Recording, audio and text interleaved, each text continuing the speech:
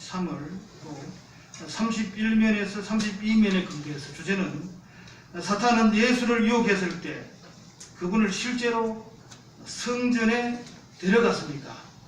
이 연설을 잘 들어보시기 바랍니다. 반주순 형제가 드리겠습니다.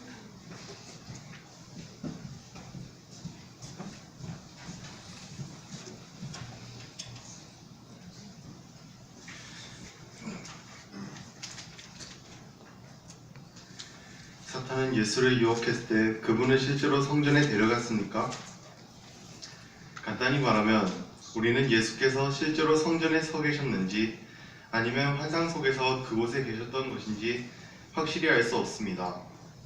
사실 과거의 우리 출판물에서는 두 가능성을 모두 언급했습니다. 성경 기록을 살펴보겠습니다. 마태 4장 5절. 그러자 마귀는 그분을 거룩한 도시로 데리고 들어가서 성전 흉벽 위에 세우고, 누가 4장 9절입니다. 9절.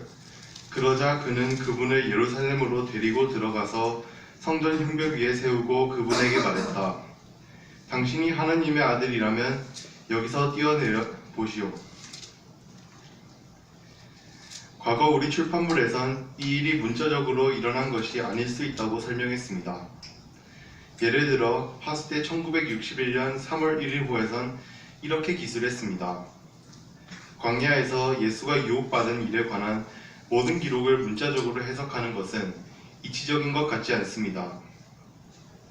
따라서 사탄이 문자적으로, 즉 실제로 예수를 거룩한 도시로 데리고 들어가서 성전 흉벽 위에 세운 것이 아니라고 결론 내리는 것이 합리적입니다.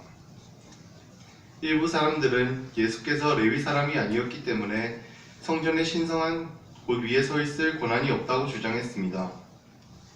따라서 예수께서 환상 속에서 성전으로 이끌려 가셨다고 생각했습니다. 에스겔서를 살펴보면 예언자 에스겔도 수세기 전에 그와 비슷한 경험을 했습니다. 에스겔 8장 3절입니다. 3절. 그때 그분이 손처럼 보이는 것을 내밀어 내 머리카락 한 움큼을 잡으셨다. 그리고 영이 하느님의 환상 속에서 나를 땅과 하늘 사이로 옮기더니 예루살렘으로 북쪽으로 난 안쪽 문 입구로 데리고 갔다. 그곳에는 질투를 일으키는 질투의 우상이 서 있었다. 성경에선 에스겔도 환상 속에서 예루살렘으로 가게 되었다고 알려줍니다. 하지만 환상을 통해서만 이 유혹을 받은 것이라면 다음과 같은 질문들이 생깁니다.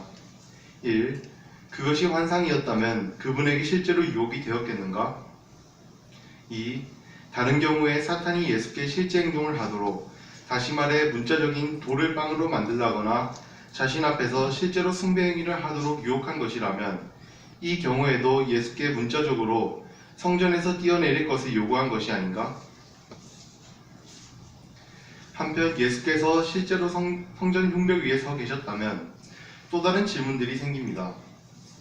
예수께서 신성한 곳 위에 서 계신 것은 율법을 어긴 것이 아닌가? 예수께서는 어떻게 광야에서 예루살렘으로 가셨는가? 이 기록에 관해 자세히 조사해보면 그 두 가지 질문에 답이 될 만한 몇 가지 상황을 생각해 볼 수 있습니다. D.A. 카슨 교수는 성전으로 번역되는 그리스어 단어 히에론이 신성한 곳 자체가 아니라 성전 구획 전체를 가리키는 것일 수 있다고 지적합니다. 따라서 예수께서 신성한 곳 위에 계셨던 것은 아닐 수 있습니다. 레위 사람이 아닌 예수께서도 그곳에 서 계실 수 있었으며 아무도 그것을 문제 삼지 않았을 것입니다. 그러면 예수께서는 어떻게 광야에서 성전으로 이끌려 가셨습니까? 그 점은 확실히 알 수 없습니다. 성경 기록은 사탄이 유혹하는 동안 예수께서 광야에 계속 머물러 계셨는지 구체적으로 알려주지 않습니다. 단지 그분이 예루살렘으로 이끌려 가셨다고만 알려줍니다. 사탄이 세상의 모든 왕국을 보여주며 예수를 유혹한 일은 어떻습니까? 분명 예수께서 모든 왕국을 실제로 본 것은 아닐 것입니다. 오늘날 우리가 프로젝터와 스크린을 이용해 지구 여러 지역의 모습을 보여줄 수 있듯이 사탄이 일종의 환상을 통해 예수께 그 장면을 보여주었을 것입니다. 서두에서 언급한 것처럼 우리는 이 문제에 대해 단정지어 말할 수 없습니다. 하지만 분명한 점은 사탄이 실제로 예수를 여러 번 유혹했으며 예수께서는 모든 경우에 마귀의 유혹을 단호하게 물리치셨다는 것입니다. 우리도 예수처럼 어떠한 경우에서 오는 유혹이든 단호하게 물리치도록 해야겠습니다.